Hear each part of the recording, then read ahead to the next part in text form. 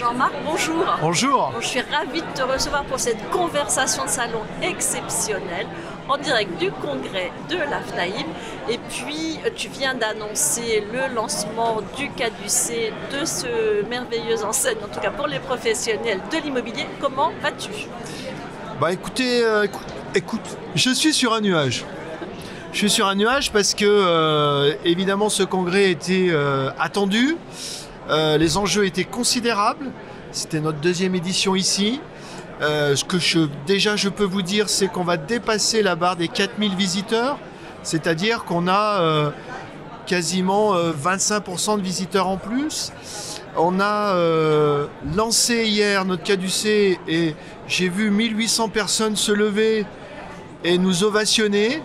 Et donc, je pense qu'il y a une communion qui est faite là maintenant sur notre identité professionnelle, qui est vraiment un combat mené par la profession et par la Fédération nationale de l'immobilier, soyons clairs. Mais on a vu aussi des grandes enseignes venir en soutien, s'afficher nettement. Et puis enfin, ce matin, une très belle séquence politique qui n'est pas encore tout à fait finie, mais Julien de Normandie, qui dans un très long discours, ce qui est quand même la marque d'une considération, d'une confiance, d'un souci d'explication, nous a apporté son soutien, a repris la devise de notre caducée, éclairer et défendre, l'a déclinée pour la faire sienne, et nous a en tout cas assuré qu'il ferait tout son possible pour réglementairement institutionnaliser ce caducée. Donc honnêtement, c'est un beau moment. Beaucoup d'émotions pour moi en fait aussi. Hier j'ai eu beaucoup d'émotions. À un moment donné, j'ai eu une bouffée d'émotions quand il y a eu cette spontanéité après la révélation du caducée. On a eu une très belle séquence évidemment pour le préparer, pour le révéler. C'est le fruit d'un travail d'une équipe aussi. Comment elle est venue cette idée du caducée? En fait, elle est venue très naturellement après avoir obtenu la protection des titres.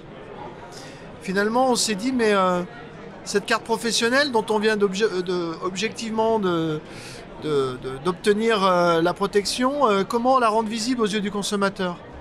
Il n'y a pas 36 solutions. Le caducée, c'est l'affichage de notre réglementation. Et donc l'idée, elle est venue de la discussion au sein du conseil d'administration et du bureau exécutif. J'avoue qu'au départ, je me suis dit, est-ce qu'on y va ou est-ce qu'on n'y va pas?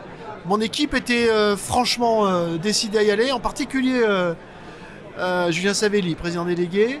Et on a dit, allez, banco, on y va. Et on a mené le projet. Ce projet a d'ailleurs été mené par Julien Savelli. Et on a construit progressivement cette identité visuelle en la partageant constamment avec des grands acteurs, en ayant réussi finalement à maintenir plutôt très correctement un blackout. Bien sûr, on a divulgué un certain nombre d'images, mais finalement, il y a vraiment eu un effet de surprise exceptionnel. Et le choix de la déesse Vesta, comment ça s'est passé?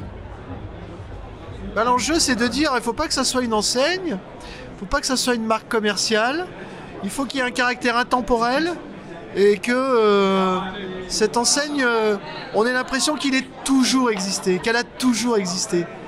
Et donc en puisant dans la mythologie, on donne cette profondeur historique. Et finalement notre profession, et j'ai eu l'occasion d'ailleurs de le dire, notre profession, elle a, de diverses façons, elle a toujours existé. Ce métier d'entremise dans la relation pour transférer la propriété ou mettre en relation pour une location a toujours existé. Et on peut puiser très loin là-dessus. Et donc Vesta est la traduction historique de l'ancienneté des fonctions. Et donc cette traduction historique, elle trouve un débouché avec ce choix. Et le ministre a d'ailleurs dit, c'est intéressant, on n'avait pas nous... C'est la déesse du foyer. C'est la déesse du foyer, mais c'est aussi le symbole de la fidélité. Et nous, on est fidèles à nos clients, comme nos clients nous sont fidèles. On est fidèles à nos valeurs. Je pense que la valeur de la propriété, c'est une des valeurs de la France. On est fidèle au droit de propriété romain, l'abusus, le fructus et l'usus. Et on est fidèle du moment qu'on est en phase avec les valeurs, avec aussi une politique. Concrètement, qui va pouvoir arborer cet insigne? Les titulaires de cartes professionnelles, dans les emplacements où ils sont effectivement. Les établissements secondaires, s'ils sont tenus par des salariés habilités ou par le titulaire de la carte proprement dit. Et c'est tout.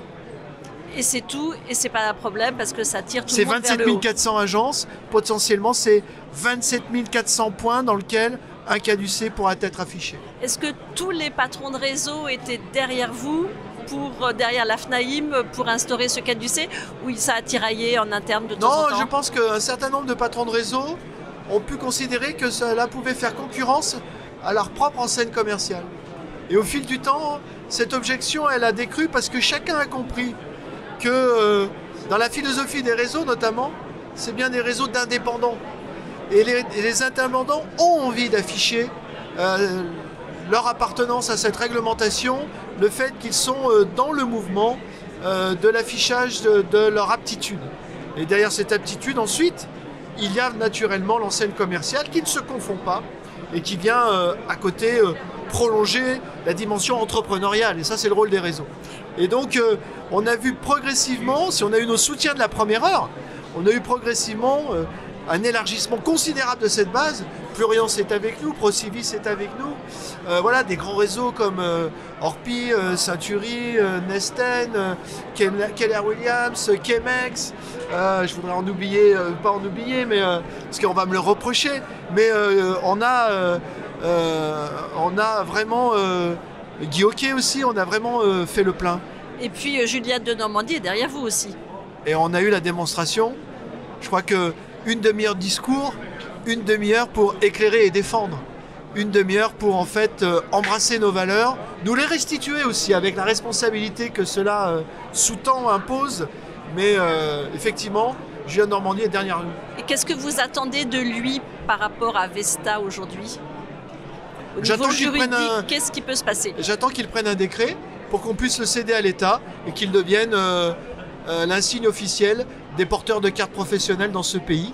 Voilà ce que j'attends de lui. Après, nous professionnels, syndicats professionnels, dans le cadre de la commission de contrôle, au sein du CNTJ, nous serons capables de porter la protection de nos titres et d'afficher cette réglementation et de la faire respecter pour le meilleur et du consommateur et de la puissance publique. Donc le ministre vient de s'engager à examiner la faisabilité juridique justement de ce décret. Qu'est-ce que vous avez fait, vous, un rapport d'étonnement ce matin sur les 100 premiers jours, non c'était plutôt les 600 premiers jours de Jean-Marc Oui, Torolion. donc c'était un rapport d'étonnement un petit peu particulier. Non, j'ai voulu souligner parce que quand vous prenez la fonction de président d'une fédération aussi importante que la nôtre, la FNAIM, forcément vous découvrez ce job, vous découvrez la fonction.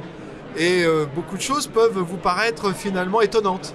Et donc j'en ai exprimé 3 en réalité. D'abord j'étais étonné, c'est plutôt un bon point, de l'accessibilité de ce ministre et de son administration. Voilà, c'est-à-dire qu'on le sollicite, il répond. Et je crois que c'est vraiment confortable aussi, agréable. Ensuite, néanmoins, j'ai été étonné par le fait que un ministre ne peut pas décider de l'efficacité de ses mesures jusqu'au bout.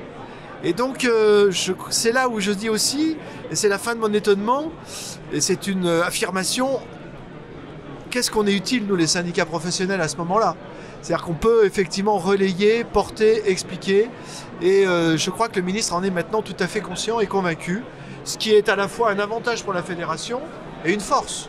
Ce qui aussi nous permet de dire là on n'est pas d'accord. Et on peut le dire avec force.